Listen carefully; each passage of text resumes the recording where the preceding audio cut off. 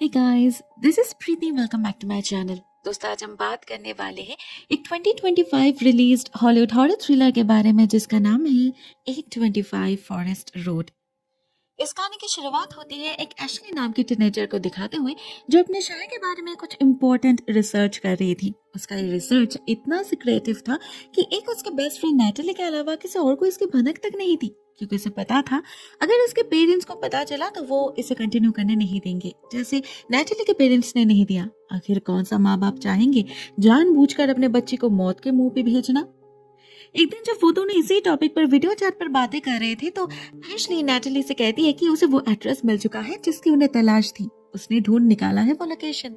अब ये दोनों किस एड्रेस के बारे में बात कर रहे थे और इसमें इतने छुपाने वाली क्या बात है वो तो हमें नहीं पता, लेकिन जैसे एशली इसके बारे में डिटेल्स में बात करने जाती है तभी एक अजीब हादसा होता है उसके साथ।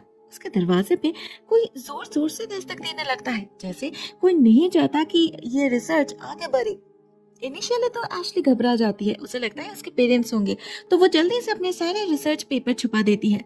फिर उसे याद आता है घर में तो उसके मम्मी पापा है ही नहीं, इनफैक्ट कोई नहीं है घर में, तो फिर मेन गेट खोल के कोई अंदर कैसे आ सकता है। अचानक एक डर से उसका पूरा शरीर कांपने लगता है। उसका सिक्स्थ सेंस उसे वार्न करता है दरवाजा ना खोलने के लिए, मगर वो अपनी क्यूरियोसिटी होल्ड नहीं कर पाती।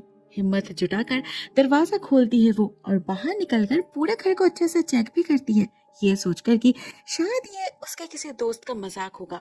मगर वो नोटिस नहीं करती घर के एक कोने में अंधेरे से लिपटकर एक काली परछाई खड़ी है जो उसे ही घूर रही है, और वो फ्रेंडली तो बिल्कुल भी नहीं लग रही। फिर एशली को कहीं कोई नहीं दिखता तो उसे अजीब लगता है, और फिर जैसे वह अपने कमरे का दरवाजा बंद करती है इमीडिएटली कोई जोर जोर से धक्का देने लगता है उस पर। इस बार का प्रेशर दुगना था।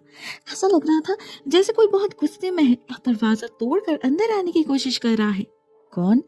वो शायद एशली और नैटली दोनों को ही पता था। एटलीस्ट उनका डर से फीका पड़ चुका चेहरा देखकर तो वही लग रहा था। किसी अनहोनी के डर से सिकुड़ चुके थे दोनों। मगर इसके बाद उनके साथ एक्चुअल में क्या होता है वो हमें दिखाई नहीं जाता। ये सीन यहीं पर कट हो जाता है और अगले सीन में हम मिलते हैं एक मैरिड कपल चक एंड मरिया से, जो एशलैंड फॉल्स नाम के एक शहर में आए थे एक नए जिंदगी के तलाश में। अब आए हैं तो रहने के लिए उन्हें घर भी चाहिए था, जो लकीली उन्हें बहुत जल्द मिल भी जाता है। घर खूबसूरत तो था ही, साथ में स्पेशियस और एयरी भी था, एक्जैक्टली जैसे चक और मरिया को चाहिए था। एक्चुअली यहाँ उनके साथ चक की बहन इसाबेल भी रहने वाली थी, तो सबको अपनी अपनी प्राइवेसी की जरूरत थी। साथ में चक एक पियानो टीचर था और मरिया एक फैशन डिजाइनर। उन दोनों को ही अपना अपना स्टूडियो भी चाहिए था। अब इतने सारे रिक्वायरमेंट्स को फुलफिल करना कोई आसान बात तो नहीं ना। तो जब फाइनली ये घर उन्हें पसंद आ जाता है वो लोग इसे और हाथ से जाने नहीं देते। टू देयर रिलीफ इस घर का प्राइस भी काफी रिजनेबल था, जिससे एक बार चक को शक तो होता है, लेकिन बॉनी यानी कि उनकी रियल्टर उन्हें अश्योर करती है कि घबराने वाली कोई बात नहीं। जस्ट बिकॉज ये घर पिछले 3 सालों से खाली पड़ा है तो सेलर और लेट करना नहीं चाहता, इसीलिए इतना कम दाम रखा है। मगर क्या सच में असली वजह थी? शायद नहीं। असली वजह तो हमें तभी पता लग जाता है जब इसाबेल पहली बार ऊपर के फ्लोर पर जाती है। हमें वहां भी वही काली परछाई दिखती है जिसे हमने एशली के घर में देखी थी। मतलब ये घर हॉन्टेड है। लेकिन इस परिवार को इसका पता नहीं चलता, तो इनिशियली उन्हें कोई प्रॉब्लम भी नहीं होती। वो लोग अगले कुछ ही दिनों के अंदर घर में शिफ्ट कर जाते हैं और अपने अपने तरीके से इस नए लाइफ को अडॉप्ट करने की कोशिश करने लगते हैं। मगर वो किसी के लिए भी आसान नहीं होता, स्पेशली इसाबेल के लिए तो नहीं। इस घर में शिफ्ट करने के बाद से ही उसका मेंटल स्टेट काफी डिस्टर्ब रहने लगा था। अंदर ही अंदर एक बेचैनी सी खाई जा रही थी उसे। रात को ठीक से सो तक नहीं पा रही थी बेचारी। लेकिन ये बातें वो किससे शेयर करे? कहने को तो चक उसका भाई था, लेकिन दोनों में कोई अपनापन नहीं था। कैसे रहता? चक तो उसके लाइफ में कभी था ही नहीं। वो जब बहुत छोटी थी तभी चक उसे और उसके माँ को छोड़कर दूसरे शहर में जाकर सेटल कर लिया था। कई सालों तक कोई कांटेक्ट नहीं रहा उनके बीच। फाइनली जब उसे खबर मिली कि उनके मॉम की मौत हो चुकी है तभी उसने फिर से इसाबेल से कांटेक्ट करी और उसे उनके साथ रहने का ऑफर दिया। इस पे इसाबेल राजी तो हो गई, लेकिन मजबूरी में। एक्चुअली उसके माँ के जाने के बाद बहुत अकेली पड़ चुकी थी वो। उसका गम तो था ही, साथ में गिल्टी फीलिंग्स भी थी, क्योंकि उसके माँ की मौत कोई नेचुरल डेथ नहीं थी। कार एक्सीडेंट हुई थी उनकी और उस वक्त गाड़ी इसाबेल चला रही थी। भले ही उसकी कोई गलती नहीं थी, फिर भी उस ट्रॉमा से बाहर वो कभी निकल नहीं पाई। धीरे धीरे डिप्रेशन का शिकार होने लगी। ऐसे में अकेलापन उसके सिचुएशन को और बिगाड़ देता। इसीलिए उसने अपने भैया और भाभी के साथ मूव ऑन करने का फैसला किया। मगर उससे कोई फायदा हुआ नहीं। इनफैक्ट यहाँ आने के बाद से तो उसे काफी भयानक सपने आने लगे थे, जिसमें यूजुअली वो अपनी माँ को देखती थी चीखते हुए। साथ में और भी बहुत ही अजीब अजीब से विशेस भी आते थे उसे, जिनका शायद कोई मतलब नहीं था, मगर वो उन्हें पेंटिंग्स में जरूर कन्वर्ट करती थी। ये उसके लिए एक थेरेपी की तरह काम करता था, खुद को एक्सप्रेस करने का एक जरिया। चक ये सब कभी समझ नहीं पाया। इसेबल की फीलिंग्स, उसका डिप्रेशन, ये सब उसके लिए बस एक मेडिकल कंडीशन था, जो उसे लगा वक्त और दवाई के साथ ठीक हो जाएगा। उसके प्रॉब्लम्स की ग्रेविटी को समझने के लिए जो इमोशनल अटैचमेंट चाहिए था, वो चक के अंदर नहीं था। ना उन्हें वो वक्त मिला जिससे वो अपने बीच के इस टूटे हुए रिश्ते को फिर से जोड़ पाए। उससे पहले ही हजारों और भी प्रॉब्लम्स में फंस गए दोनों, जिनमें से कुछ प्रॉब्लम्स सुपरनैचुरल भी थी। जैसे एक दिन अचानक चक नोटिस करता है उनके घर की सीलिंग से पानी टपक रहा है, जो कि होना नहीं चाहिए था, क्योंकि उनके रियल्टर के हिसाब से तो छत नहीं है और उन्हें भी सिर्फ 2 हफ्ते ही हुए थे इस घर में शिफ्ट हुए। इतनी जल्दी नई छत खराब कैसे हो सकती है? चक तो बहुत टेंशन में पड़ चुका था, लेकिन जब वो खुद ऊपर जाके चेक करता है तो उसे पता चलता है रियल्टर की तरफ से झूठ कहा गया था। छत पुरानी है और सीवियरली डैमेज्ड भी। तो चक उसी वक्त बहुत सारे पिक्चर्स क्लिक कर लेता है और अपने रियल्टर बॉनी को भेज देता है इंस्पेक्शन के लिए। और तभी एक अजीब चीज नोटिस करता है वो, कि उसने लिविंग रूम की जो फोटोज ली थी उनमें से एक में जमीन पर एक गन पड़ी है।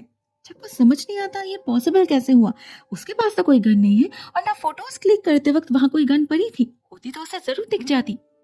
फिर जब वो उसी दिन अपने नेबर लैरी से बात करता है, उसे एक बहुत ही शॉकिंग फैक्ट पता चलती है कि इस घर के लास्ट ओनर ने इसी घर में सुसाइड करी थी 3 साल पहले।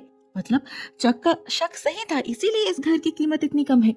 लेकिन अपने रियल्टर से पूछने पर वो डिनाई करती है, कहती है रिकॉर्ड में ऐसा कुछ भी नहीं है।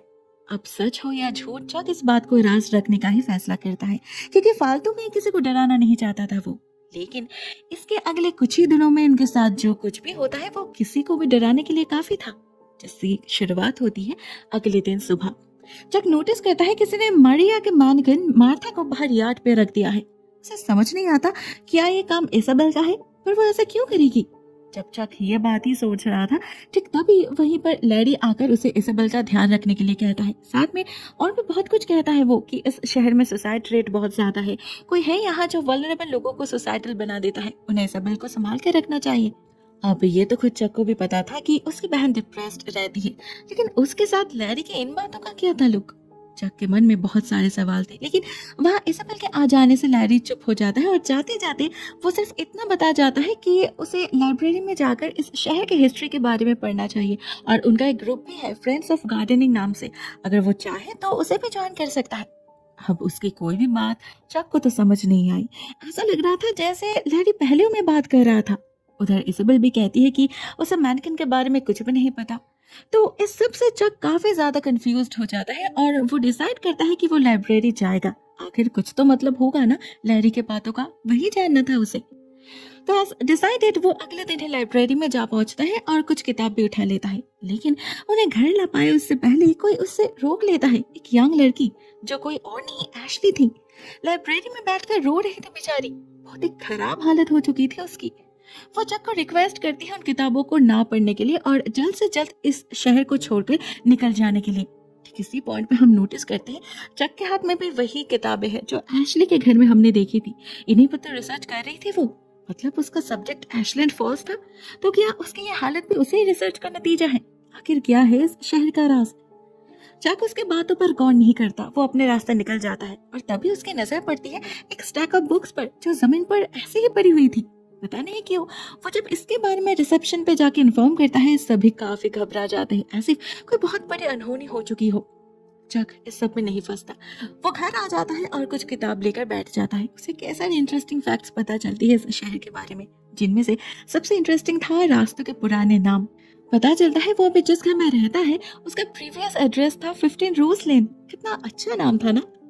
एट द सेम टाइम हम मरिया को देखते हैं अपने बहन से बात करते हुए। क्लियरली वो स्मॉल टाउन में आकर खुश नहीं थी, लेकिन वो चक के खातिर कुछ बोल भी नहीं पा रही थी। एक्चुअली वो हमेशा से एक सिटी गर्ल रही है, उसका बिजनेस भी वहीं पर बेस्ट है, तो यहाँ एक ऐसे सुनसान जगह पर आकर वो खुश कैसे रह सकती थी। वो तो चक को यहाँ पर जॉब मिली है, इसीलिए उसे ना चाहते हुए भी यहाँ आना पड़ा। ऊपर से इसाबेल के साथ अभी घर भी शेयर करना पड़ रहा है, जबकि कुछ महीने पहले तक तो उसे ये भी पता नहीं था कि चक का कोई परिवार भी है। उस दिन उस मैनेकिन वाले हादसे को लेकर काफी अपसेट हो पड़ी थी वो। उसे मार्था की फिक्र नहीं थी, लेकिन उस पर जो ड्रेस था वो काफी कॉस्टली था। अगर वो बारिश में खराब हो जाता तो उसका लॉस हो जाता। उसे समझ नहीं आता भला इसाबेल जानबूझकर उसके साथ ऐसा क्यों करेगी। कहीं ना कहीं इसाबेल को लेकर उसके मन में एक गलत इंप्रेशन पड़ने लगा था। उसके मेंटल स्टेबिलिटी को लेकर सवाल उठने लगा था मारिया के दिल में, क्योंकि वो खुद भी कभी इस दौर से गुजर चुकी है। उसे पता है डिप्रेशन कितना खतरनाक हो सकता है। तो वो इसाबेल को ब्लेम नहीं कर रही थी, उल्टा उससे सिंपैथाइज कर पा रही थी वो। साथ में हम ये भी नोटिस करते हैं कि इस घर में आने के बाद से उसका अपना टेम्पर भी बहुत फ्लक्चुएट कर रहा था। बिना किसी कारण उसे बहुत फ्रस्ट्रेटेड फील होने लगा था, बहुत होपलेस फील करने लगी थी वो, जैसे किसी ने उससे उसकी सारी एनर्जी खींच ली हो। मे बी उसका एक रीजन ये शहर भी था। इसका ग्लूमीनेस, इसका लोनलीनेस कहीं ना कहीं अफेक्ट करने लगा था मारिया को। ऊपर से जिस दिन वो पहली बार काम पे निकल रही थी, उस दिन गाड़ी स्टार्ट करते ही एक बहुत ही खराब न्यूज मिलती है उसे। पता चलता है एशली नाम के एक लड़के ने सुसाइड कर ली है। भला ऐसी खबर सुनकर किसका मूड अच्छा रहेगा।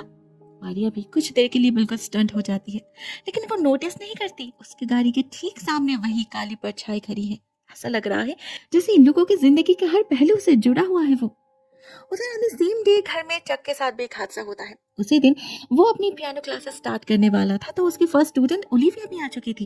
वो बिल्कुल बिगिनर स्टेज पे थी, मतलब उसे अपने स्केल का भी अंदाजा नहीं था। लेकिन जैसे जब किचन में जाता है उसके लिए पानी लाने, अचानक उसे गाने की धुन सुनाई देती है जो उसे लगता है ओलिविया बजा रही होगी। लेकिन दूसरे ही पल अपने सामने देखने पर उसे वहां ओलिविया खड़ी दिखती है, जो कहती है ये म्यूजिक वो नहीं, एक लेडी प्ले कर रही है। जब समझ नहीं पाता वो किसके बारे में बात कर रही होगी, घर में तो कोई नहीं है। तो वो बाहर जाता है और चेक करता है, भले उसे कोई दिखाई नहीं देता, लेकिन ओलिविया डर से सफेद पड़ चुकी थी। पता नहीं उसे क्या दिखता है, लेकिन वो उसी वक्त भाग निकलती है उस घर से और दरवाजा बंद करते वक्त हमें चक के पीछे फिर से वही काली परछाई नजर आती है। मतलब ओलिविया ने भी शायद इसे ही देखी थी। उधर सबसे अनजान चक अपने फर्स्ट स्टूडेंट को खो के काफी अपसेट हो पड़ा था। तो टाइम पास करने के लिए वो लैरी के ग्रुप को ज्वाइन करने के बारे में सोच रहा है। भले ही उसे गार्डनिंग में कोई इंटरेस्ट नहीं था, लेकिन इससे एटलीस्ट लोकल लोगों से जान पहचान तो होगी। यही सोचकर शाम होते ही वो चर्च में जा पहुंचता है और लैरी उसे ले जाकर बाकी सभी से इंट्रोड्यूस करवाता है। और जैसे ही कन्वर्सेशन स्टार्ट होता है, चक रियलाइज करता है यहाँ गार्डनिंग से रिलेटेड कुछ भी डिस्कस नहीं हो रहा। उनका टॉपिक तो मेनली ये शहर है जो कि हॉन्टेड है। उसे पता चलता है 1940s में इस शहर में एक हेलेन फॉस्टर नाम की औरत की मौत हुई थी, जो अभी तक इस शहर को हॉन्ट करती है। तभी तो कुछ भी नॉर्मल नहीं है यहाँ, सभी डरे हुए रहते हैं। कोई ओपनली उसका नाम तक नहीं लेता। हर किसी की जिंदगी को नरक बना रखा है उसने। हर परिवार से कोई ना कोई उसके वश में आकर सुसाइड किया है, और जिन्हें वो वश में नहीं कर पाती उनकी जिंदगी से सुकून ही छीन लेती है वो। मेंटली उन्हें इतना ड्रेन कर देती है कि उनकी जीने की इच्छाएं खत्म हो जाती है। धीरे धीरे डिसबैलेंस्ड होने लगते हैं वो, और फाइनली शुरू होता है नाइटमेयर्स। हर रात बिल्कुल किसी बीमारी की तरह। वो मेनली टारगेट उन्हीं लोगों को करती है जो ऑलरेडी इमोशनली वल्नरेबल है। इसीलिए ही तो लैरी ने चक को इसाबेल का ख्याल रखने के लिए कहा था। उसके डर से ऑलमोस्ट खाली हो चुका है ये शहर। बस वही लोग रह गए हैं जो मजबूर है, इस उम्मीद में कि कभी तो इस शाप का अंत होगा। लेकिन हेलेन से छुटकारा पाने का बस एक ही रास्ता है, उसका घर ढूंढो और उसे जला दो, तभी खत्म हो सकती है वो। लेकिन प्रॉब्लम यह है कि उसका घर का एड्रेस 825 फॉरेस्ट रोड अभी किसी भी मैप में एग्जिस्ट ही नहीं करता। मैप बदल चुका है और वो लोकेशन कहीं खो चुका है। जिस किसी ने भी उसे फिर से ढूंढने की कोशिश करी, उसका नतीजा भयानक हुआ। ये लोग एशली के बारे में भी बात करते हैं, और हमें पता चलता है वो भी उसी घर को ढूंढ रही थी। शायद उसे मिल भी चुका था, लेकिन वो हेलेन को डिस्ट्रॉय कर पाए इससे पहले हेलेन ने उसे मार डाला। हर बार यही तो करती है वो। जो कोई भी उस तक पहुंचने की कोशिश करता है उसे जड़ से उखाड़ फेंकती है वो। उधर लाइब्रेरी में उस स्टैक ऑफ बुक्स का दिखना भी इनके मुताबिक एक ऑमिनस साइन था, क्योंकि कुछ साल पहले वहीं पर किसी ने फांसी लगाकर सुसाइड करी थी। हेलेन के वश में आकर उन्हें बुक्स के ऊपर चढ़ के उन किताबों को 1000 बार बाहर फेंका गया है, लेकिन फिर भी पता नहीं कैसे वो लाइब्रेरी में वापस आ जाते थे। और उनका ऐसे दिखना, इसका मतलब साफ है हेलेन ने अपना नया शिकार ढूंढ लिया है। पता नहीं इस बार किसकी जान लेगी वो। सब लोग जब यही डिस्कस कर रहे थे तो अचानक लैरी को ऊपर कोई आवाज सुनाई देती है, और चेक करने पर उसे वहां हेलेन की आत्मा दिखती है, वही काली परछाई जो शायद चक का पीछा करते हुए यहाँ पहुंच चुकी थी। तो मजबूरन ये मीटिंग भी यहीं पर बंद करना पड़ता है और सभी तेजी से अपने अपने घर की तरफ निकल जाते हैं। लेकिन चक वो नहीं भागता, उल्टा चर्च का दरवाजा खोलकर अंदर झांकता है। वो देखता है वह एक अकेली औरत बैठी है काले कपड़ों में। तब तो चक को कुछ फील नहीं होता, लेकिन जैसे ही वो पीछे मुड़ती है उसका भयानक चेहरा देखकर चक की हालत खराब हो जाती है। वो समझ जाता है इस शहर के लोग किससे इतना डरते हैं। उधर उसी दिन इजाबेल एशली के मौत को लेकर काफी अपसेट हो पड़ी थी। मेंटली बहुत स्ट्रेन्ड फील कर रही थी वो। तो चक के घर लौटते ही वो उससे अपने दिल की बातें शेयर करने की कोशिश करती है। उसे बताती है कि इस घर में कुछ है जो उसे परेशान कर रही है, उसे दर्द दे रही है, सम काइंड ऑफ नेगेटिविटी जो उसे यहाँ कंफर्टेबल फील करने नहीं दे रही। कोई है यहाँ पर जो हर रोज उसके दरवाजे पर दस्तक देता है, स्क्रैच करता है, किसी का विजन उसे हर रात तड़पाता है। लेकिन चक सुनता ही नहीं। सारा दोष वो इजाबेल के मेडिकल कंडीशन पर डाल देता है, जिससे इजाबेल भी नाराज होकर वहां से निकल जाती है। लेकिन चक शायद ये सब जानबूझकर कर रहा था, जिससे इजाबेल सच्चाई से दूर रहे। उधर अगले दिन शहर से वापस आकर मारिया जब ऑनलाइन लाइव जाने की कोशिश करती है तो एक अजीब हादसा होता है उसके साथ। जब वो कुछ देर के लिए बाहर जाती है तो वापस आकर देखती है उसका मैनिक्विन मार्था अपने आप ही पीछे मुड़ चुकी है। सिर्फ बाहर की तरफ देख रही है वो कुछ, लेकिन वो अपने आप मूव कैसे कर सकती है। तब घर में सिर्फ इजाबेल ही थी, तो मारिया उसी से पूछती है एंड एज एक्सपेक्टेड उसे कुछ पता नहीं होता। मारिया समझ नहीं पाती ये हो क्या रहा है उसके साथ, आंखों का धोखा या फिर कुछ और। एक पॉइंट पे तो मारिया खुद ही खुद पर शक करने लगी थी कि शायद वो खुद ही डिल्यूशनल हो रही है। उधर उसी दिन इजाबेल का एक दोस्त ल्यूक आता है उससे मिलने और उससे इजाबेल को इस जगह की हिस्ट्री पता चलती है। कहानी ऑलमोस्ट सेम ही थी जो चक को उस मीटिंग में पता चली थी, लेकिन इस बार और भी डिटेल्स ऐड होती है, जैसे हेलेन फॉस्टर की मौत क्यों हुई थी और अभी तक उसका घर कोई ढूंढ क्यों नहीं पाया। पता चलता है 1940s में वो यहाँ अपने बेटी के साथ रहती थी, यहाँ अपना घर था उसका, वो जॉब करती थी, सब कुछ ठीक ठाक ही चल रहा था। लेकिन एक दिन उसने नोटिस करी उसकी बेटी बदल रही है, वो गुमसुम रहने लगी थी और बीमार भी बहुत पड़ने लगी थी। फिर उसे पता चला उसके बेटी को स्कूल में बुली किया जाता है, मेंटली एंड फिजिकली। इनिशियली उसने स्कूल में जाकर कंप्लेन लॉन्च करी, उस बुली के पेरेंट्स को मल्टीपल लेटर्स भेजी जो कुछ भी उसके बेटी के साथ हो रहा है सब कुछ डिटेल्स में मेंशन करके उन्हें अलर्ट करने की कोशिश करी। इवन टाउन काउंसिल के पास भी गई वो, लेकिन किसी ने उसकी बातों पर गौर ही नहीं किया। ऐसे करते करते एक दिन उसकी बेटी और टॉर्चर झेल नहीं पाई और उसने सुसाइड कर ली। अब एक माँ होकर हेलेन ये कैसे सह लेती। बदले की आग में पागल हो गई वो और एक दिन उस बुली के घर में जाकर उसे और उसके पेरेंट्स सभी को खत्म कर दिया। फिर घर आकर खुद भी सुसाइड कर ली अपने ही शॉटगन से। और उसकी मौत के बाद से इस शहर को जैसे उसकी नजर लगी कुछ भी अच्छा नहीं हुआ फिर कभी यहाँ। लोगों का मानना है उसकी इस बुरे शक्ति की जड़ उसका घर है, जिसे कई लोगों ने ढूंढने की कोशिश तो करी मगर किसी भी करंट मैप में फॉरेस्ट रूट की कोई जिक्र नहीं है। और रही बात उस समय के मैप की, तो उसे 1950s में एक लीगल इशू की वजह से सील कर दिया गया था। हाँ, उसके कुछ साल बाद मतलब 80s के दौरान उसे फिर से रिवील करने के लिए टाउन काउंसिल ने एक मीटिंग अरेंज जरूर करी, लेकिन मीटिंग के दिन काउंसिल मेंबर्स के हॉल में एंटर करते ही सारे डोर्स अपने आप ही बंद हो गए और अंदर ऑडियंस में दिखाई थी बस एक औरत, the lady in black, Helen foster. इसके बाद क्या हुआ किसी को नहीं पता, लेकिन वो मेंबर्स उस हॉल से कभी बाहर नहीं आए, जैसे हवा में गायब हो गए। सभी समझ गए हेलेन की आत्मा नहीं चाहती वो मैप्स फिर से सबके सामने आए, उसे छुपाने के लिए वो कुछ भी कर सकती है। तो फिर कोई उसके खिलाफ जाने की जरूरत भी नहीं करी और वो मैप्स भी समय के साथ कहीं खो गए। उसका घर कहाँ है आज इसके बारे में किसी को कोई आइडिया नहीं। मतलब इस शहर का कर्ज भी शायद कभी खत्म नहीं होगा। पता नहीं एशली की तरह और कितने लोगों की जान जाएगी। ये सोचकर ही इजाबेल डिप्रेस्ड रहने लगी थी। उधर मारिया भी अपने काम पे कंसंट्रेट नहीं कर पा रही थी, तो दोनों मिलकर कुछ देर बाहर बिताने का डिसाइड करते हैं।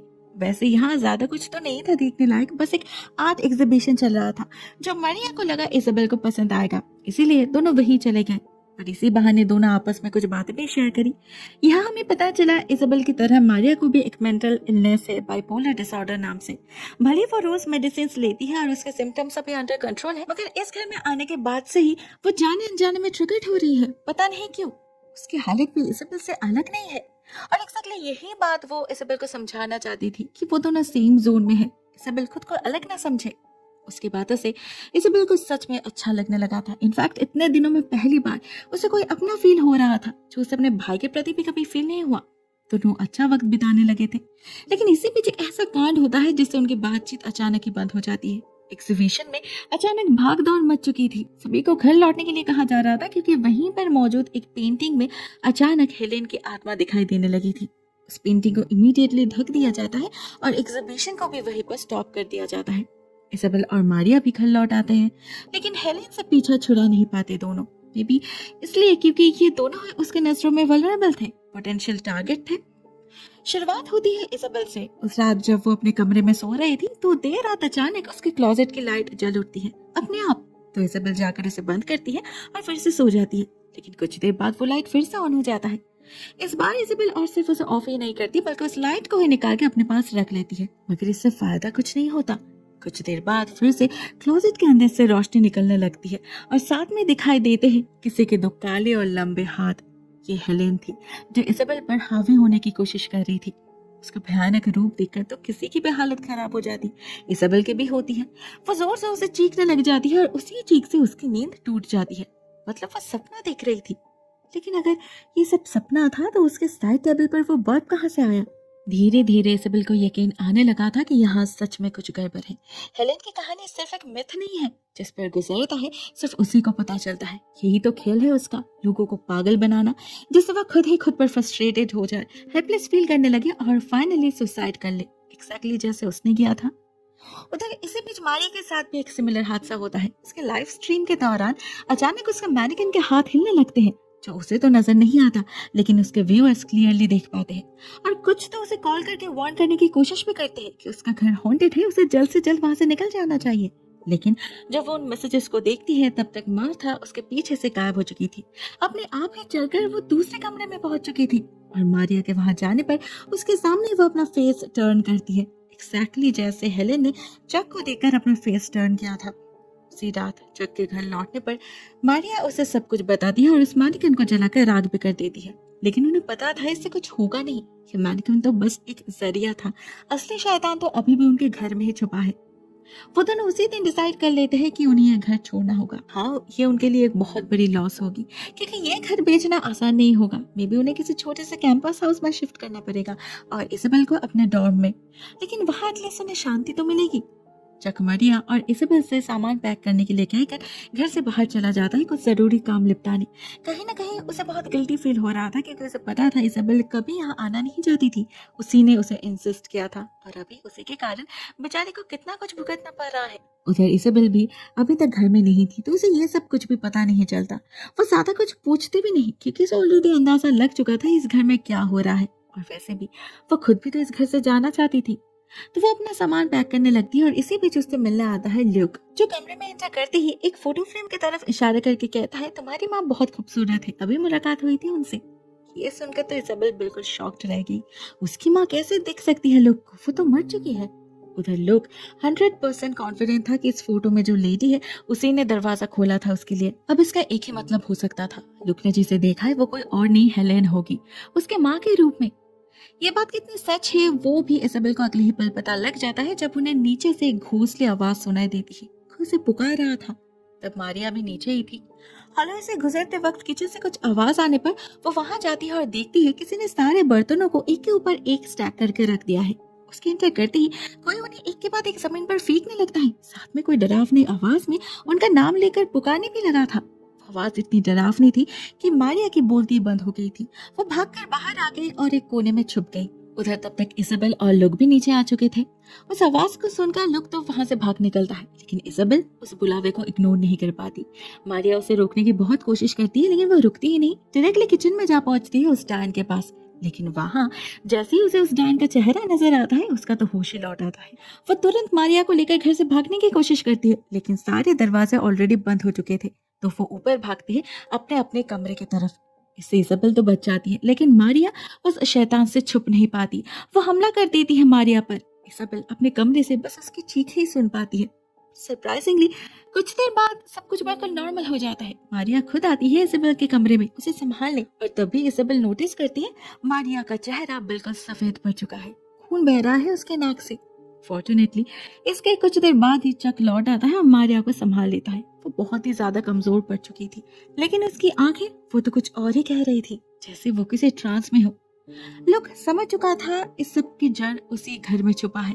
उसे 825 फॉरेस्ट रोड को ढूंढना होगा और हेलेन के घर को जलाकर राख कर देना होगा, तभी शायद उसके परिवार को मुक्ति मिलेगी। ठीक इसी समय लुक लौट आता है काफी सारे बुक्स और मैप्स के साथ। पता चलता है उस वक्त इस घर से भागकर वो एशली के घर गया था क्योंकि उसे उसके दोस्तों से पता चला था कि वो हेलेन के एड्रेस को ढूंढने की कोशिश कर रही थी और उसी प्रोसेस में जान गई उसकी। लुक को एहसास था कि यह काम कितना खतरनाक है, लेकिन फिर भी वो अपने दोस्त का साथ देने का डिसाइड करता है। उसने बहुत ध्यान से एशली के सारे रिसर्च को स्टडी किया है और उसे पता चला है एशली ने एक बहुत ही स्मार्ट तरीका ढूंढ निकाली थी जिस पर आज तक किसी ने गौर नहीं किया था। उसने रोड्स को फॉलो ना करते हुए शहर के इंफ्रास्ट्रक्चर को स्टडी किया, जिससे उसकी नजर पड़ी इलेक्ट्रिक ग्रिड्स की तरफ। एक वही चीज है जिसमें आज तक कभी कोई बदलाव नहीं आया। उसका मैप अर्ली 1900 से लेकर आज तक बिल्कुल सेम है। उसे फॉलो करके ही एशली को यह भी पता चला कि अर्ली 1900 में इस शहर का कुछ इलेक्ट्रिक लाइंस उन जगहों पर भी फैला हुआ था जो अभी इस शहर का हिस्सा नहीं है। उन्हीं में से एक जगह का नाम था फॉल्स फॉरेस्ट। हो ना हो फॉरेस्ट रोड भी वहीं पर था, तभी तो कभी किसी को उसका ठिकाना नहीं मिला, क्योंकि वो शहर के अंदर ढूंढ रहे थे, बाहर नहीं। भले ही ये एक वाइल्ड अजम्पशन था, लेकिन चक एक चांस लेने का डिसाइड करता है। वो ठान लेता है वो खुद उस फॉरेस्ट में जाएगा, उस घर को ढूंढ निकालेगा और जलाकर राख कर देगा उसे। इसाबेल भी उसके साथ जाने के लिए तैयार होने लगती है, लेकिन ठीक तभी डोरबेल बजता है और पता चलता है उनका रियल्टर बोनी आई है उनकी टेस्टिमोनी लेने। उसने पहले ही चक को इन्फॉर्म किया था, लेकिन हड़बड़ी में वो भूल गया। और अभी बोनी ने ऑलरेडी एक वीडियोग्राफर को साथ लेकर आई थी, तो आज अगर उसका काम नहीं हुआ तो उसका लॉस हो जाएगा, इसलिए वो आज ही बस 2 मिनट की वीडियो शूट करने की जिद करती है। इससे चक पड़ जाता है मुश्किल में। वो उसकी सिचुएशन समझ तो रहा था, लेकिन अपने घर की हालत वो बोनी को कैसे समझाए। ऐसे में उसे रेस्क्यू करती है मारिया। पता नहीं कैसे, लेकिन उसे पता चल चुका था बोनी के आने के बारे में। वो बिल्कुल सच धज के रेडी हो चुकी थी इंटरव्यू देने के लिए। जग को तो उसे देखकर यकीन ही नहीं हो रहा था। यही लड़की कुछ देर पहले ठीक से खड़ी तक नहीं हो पा रही थी, तो अचानक क्या हुआ कि वो बिल्कुल ठीक हो गई। जग कुछ समझ नहीं पा रहा था, लेकिन वो बहस भी नहीं करता। उसे इंटरव्यू पे बिठा के खुद निकल जाता है फॉरेस्ट रोड की तलाश में। इसाबेल भी उसके साथ जाती है और जाने से पहले लुक से कह जाती है उनके लौटने तक मारिया का ख्याल रखने के लिए। रास्ता बिल्कुल स्ट्रेट था, तो उन्हें फॉल्स फॉरेस्ट तक पहुंचने में कोई प्रॉब्लम नहीं होती। अब बारी थी तो बस घर को ढूंढ निकालने की। वो लोग गाड़ी से उतरकर जंगल के अंदर चलने लगते हैं और देखते ही देखते एक अबांडन टूटे फूटे घर के सामने जाकर हाजिर हो जाते हैं। हम नोटिस करते हैं ये तो वही घर है जिसका पिक्चर एशले ने बनाई थी। वो लोग उस घर के अंदर जाते हैं और इधर घर में हम मारिया को इंटरव्यू देते हुए देख पाते हैं। उसे मेनली यही कहना था कि उनके रियल्टर बोनी ने कैसे उनकी मदद करी, कैसे उसने इतने कम प्राइस में उन्हें इतना अच्छा डील दिलवाया। लेकिन इस सब के बदले मारिया कुछ और ही कहने लगी थी। अजीब अजीब सी बातें करने लगी थी वो, जिसमें से मैक्सिमम में थी उसके बेटी के बारे में, जो बेटी मारिया की नहीं बल्कि हेलेन की थी। कैसे उसे स्कूल में बुली किया जाता था, कैसे हेल्पलेसली वो अपने बेटी को तड़पते हुए देखती थी, और कैसे दर दर भटकने के बाद भी उसे किसी से भी मदद नहीं मिली थी।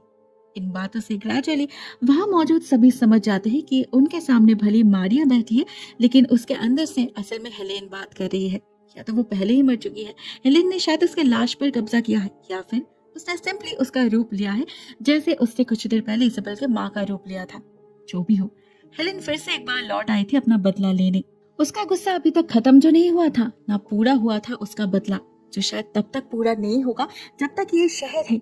मगर सब कुछ समझने के बाद भी यहाँ पर किसी को भी भागने का कोई मौका नहीं मिलता। उससे पहले हेलेन अपने असली रूप में आ जाती है और उन पर हमला करके उन्हें मार डालती है, बेचारे लुक को भी। उधर उस घर में बहुत ढूंढने के बाद फाइनली चक को एक सीक्रेट फ्लोर पैनल मिलता है, जिसके अंदर कुछ लेटर्स थे जो इसी एड्रेस पर भेजी गई थी। लेकिन यहाँ चौंकने वाली बात ये थी कि इन पर सेंडर का नाम हेलेन फॉस्टर लिखा था और रिसीवर के नाम की जगह लिखा था मिस्टर एंड मिसेस क्लार्क। तो वही फैमिली थी जिनका बेटा हेलेन की बेटी को बुली करता था। लेकिन हेलेन खुद ही खुद को लेटर्स क्यों भेजेगी? और थोड़ा ध्यान से देखने पर जब को इसका जवाब भी मिल जाता है, जब वो नाम के नीचे मेंशन्ड एड्रेस पर फोकस करता है। उसे रियलाइज होता है ये घर यानी कि 825 फॉरेस्ट रोड कभी हेलेन फॉस्टर का घर था ही नहीं, बल्कि ये तो मिस्टर एंड मिसेस क्लार्क का ही घर था। हेलेन का असली घर तो असल में 15 रोज लेन है, जो अभी उनका घर है।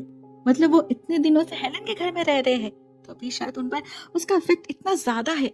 और वो गन जो चक को पिक्चर में दिखी थी, उसी से शायद हेलेन ने खुद को शूट किया था। चक के लिए अभी सब कुछ बहुत ज्यादा क्लियर हो चुका था, तो वो जल्दी से ये बातें इसाबेल को बताने के लिए भागता है। वो उसे मिलती तो है, लेकिन उसके हालत देखकर चक की हालत खराब हो जाती है। वो एक लंबे से कॉरिडोर के दूसरे एंड पे खड़ी थी और एक हाथ उसके कंधे से पकड़ रखा था। ऑब्वियसली ये हेलेन का ही हाथ था। लेकिन सोचने की बात ये थी कि ये इमेज बिल्कुल वैसी ही थी जैसे उसने ड्रॉ किया था। मतलब ये विजन भी इसाबेल को पहले ही दिख चुका था। उसके सबकॉन्शियस माइंड को शायद पता था ये सब होने वाला है। मे बी इस तरह उसका कॉन्शियस उसे अवेयर करने की कोशिश कर रहा था। लेकिन कुछ भी हो जाए, अपने डेस्टिनी से आज तक कौन बच पाया है? इसाबेल भी भाग नहीं पाती। हेलेन आखिरकार उसे भी अपना शिकार बना ही लेती है और साथ में चक को भी। फिर से एक बार एक परिवार उसके नफरत के आग में जलकर राख हो जाता है और फिर से उसका सीक्रेट छुप जाता है उस गुमनाम घर के अंधेरे में। रह जाता है तो बस उसका घर 15 रोज लेन, कुछ लाशें और उसके अंदर छुपी हेलेन की आत्मा। क्या सच्चाई कभी किसी को पता चलेगी? God knows. दोस्तों ये कहानी यहीं पर खत्म हो जाती है। आई होप आज की वीडियो आपको पसंद आई होगी। कमेंट सेक्शन में अपने थॉट्स शेयर जरूर करना। आज के लिए बस इतना ही दोस्तों। Thank you so much for watching this video. बहुत जल्द मिलते हैं किसी और नई वीडियो के साथ। तब तक के लिए टेक केयर, टाटा।